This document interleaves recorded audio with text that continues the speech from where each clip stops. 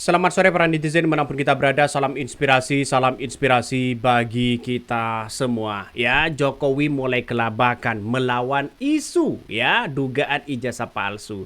Dan tidak hanya itu begitu ya, Ibu Megawati ya memperingatkan ya Prabowo jangan terlalu dekat ya dengan soal-soal bagaimana strategi-strategi yang dimainkan oleh yang namanya Mulyono.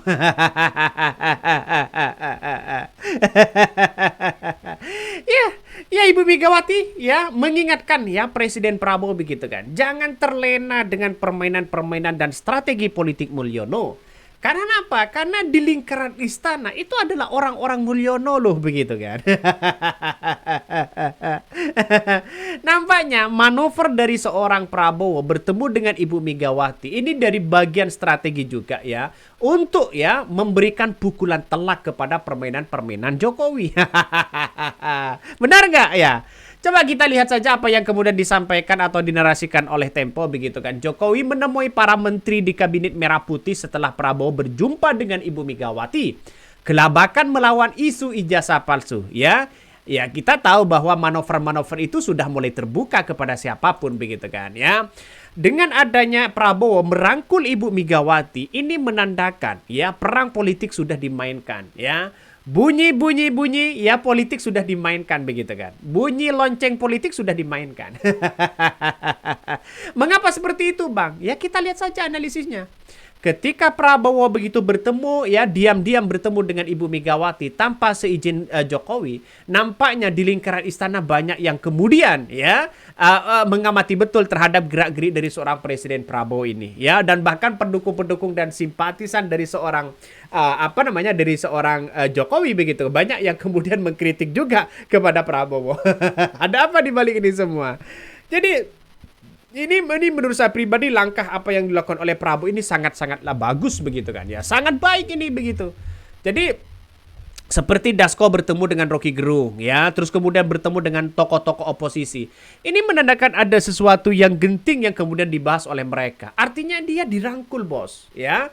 Kalau sudah dirangkul seperti ini, bukan tidak mungkin ini akan dijadikan sebagai pukulan telak kepada ya orang-orang yang kemudian jadi presiden-presidenan di situ begitu. Siapa mereka? Ya, kita tahulah begitu kan. Ketika seorang Prabowo ya keluar negeri melakukan diplomasi begitu kan, melakukan lobby-lobby politik, di negaranya sendiri begitu kan ya, main presiden-presidenan. Nah, ini banyak kritikan-kritikan soal itu begitu. Makanya pertemuan Bu Megawati dengan Prabowo ini mengisyaratkan ya bahwa ya politik, gerak-gerik politik dan ruang lingkup politik dari Jokowi ini sudah benar-benar kelabakan sekarang ini begitu.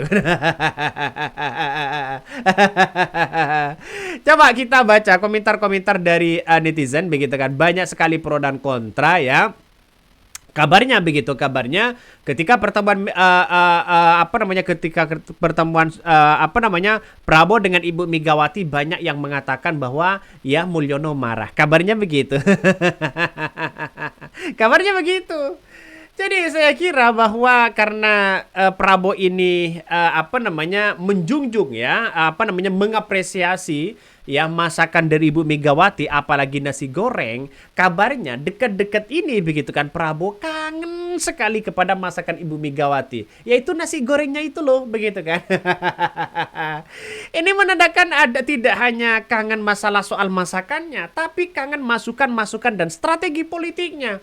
Ketika bertemu kemarin satu kali saja, sebentar saja begitu, itu sudah mematahkan bagaimana ya orang-orang yang Mulyono di sekitar itu begitu. Ngeri, Bos. Ini pembahasannya sangat ngeri-ngeri sedap. Makanya karena PDIP ini adalah partai yang kuat begitu kan ya, walaupun tidak berkuasa, tapi kan untuk melawan dari seorang Jokowi begitu gampang-gampang aja begitu kan. Karena pengaruh dari seorang Jokowi ini ya akhir-akhir ini sudah mulai agak menurun begitu. Pengaruhnya mulai tidak punya pengaruh dan taringnya begitu kan. Makanya semuanya Presiden Prabowo ini sangatlah kuat masalah soal-soal kayak begituan. Makanya tidak heran ketika Prabowo sekarang mau bertemu kembali begitu kan, nampaknya ini akan menjadi pukulan telak begitu bagi seorang Jokowi ini.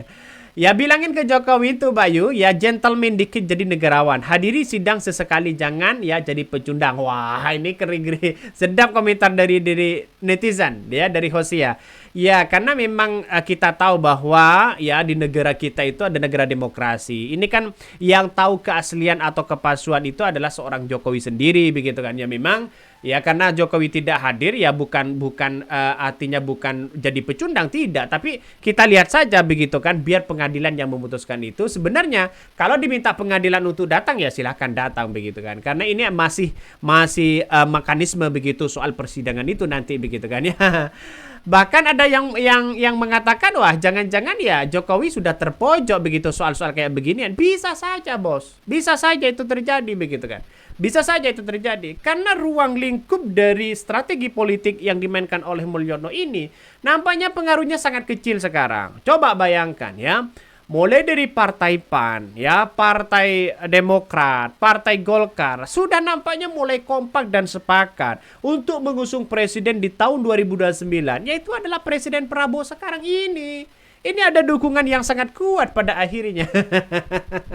Walaupun misalnya ada kesepakatan politik misalnya begitu kan. Ya dulu, wah ya kalau kamu ingin menjadi presiden, ya setidaknya ya saya harus bantu Anda misalnya begitu kan ya. Tapi kalau Anda jadi nanti ya bagaimana untuk memikirkan yang namanya anaknya Jokowi misalnya begitu kan. Jadi politik tidak ada soal-soal apa seperti itu begitu kan. Ya kalau pada hakikatnya adalah dianggap sebagai balas budi, bukan soal itu begitu. Inilah politik yang terjadi. misalnya sih ya, kalau Prabowo ingin nyalon lagi di tahun 2029, ya silakan, itu saya apresiasi yang sangat luar biasa begitu. Tapi kalau tidak maju, ya positif di situ bahwa Gibran akan bisa maju. Apakah politik balas budi itu seperti itu? Ya belum tentu juga. Ya ini jangan sia-siakan dong, seperti Partai Golkar, seperti Partai PAN, Partai Demokrat yang sudah jelas-jelas ya presidennya di tahun 2029 tetap mengusung Prabowo begitu. kan eman begitu, sudah didukung oleh partai tiba-tiba tidak diambil, kan rugi dong. Malah yang naik tahta di situ adalah Gibran, kan bisa jadi seperti itu begitu ya. Kalau Gibran lawannya ada AHY, ya saya kira AHY banyak yang kemudian dipilih begitu kan ya, karena latar belakang akademisi militernya sangat kuat dibandingkan dengan seorang Gibran begitu kan, yang kemudian berangkat dari yang dianggap warga sipil dan sebagainya.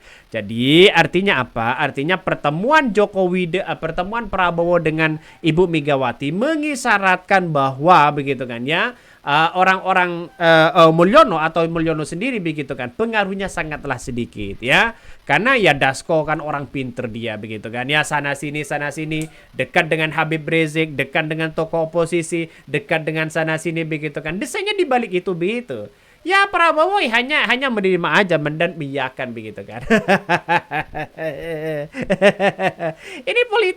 Ini politik terbaru di situ begitu. Makanya tidak heran begitu kan, sekarang sudah mulai diusut dugaan ijazah palsu, soal dugaan ini, soal dugaan korupsi sana sini begitu. Sudah mulai diungkap begitu kan.